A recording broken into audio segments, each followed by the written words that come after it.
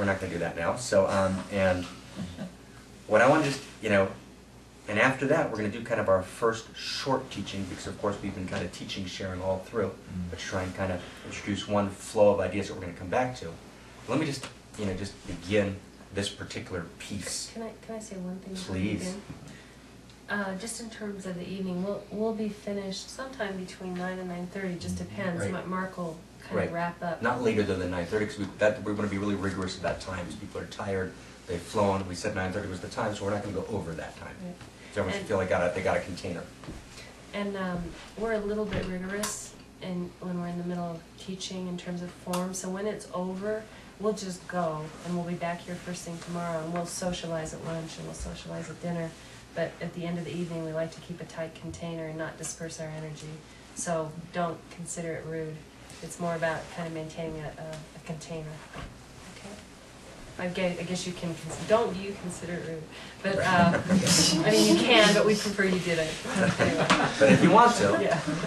So the first thing, just the kind of cone I want to introduce, is that, the job of all spiritual teaching, whether spiritual teaching is a valuable endeavor or not is an open question we ask ourselves a lot. We spent a lot of time talking about that the last 2 years. And as I've kind of thought about which way to unfold now, I kind of think like, is spiritual teaching valuable? It's a good question. We're kind of talking about that a lot these days. But I think that good spiritual teaching has the following two characteristics.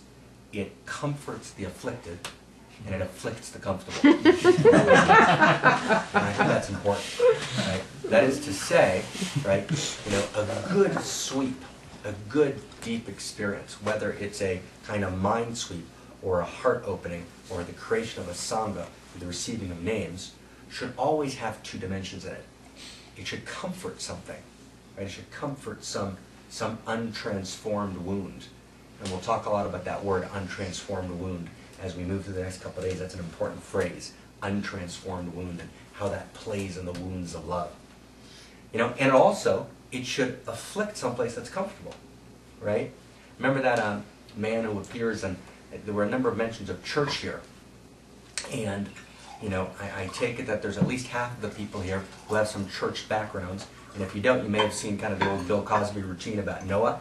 Remember Noah, Mr. Noah? So Noah in the Old Testament, the word Noah actually means comfortable.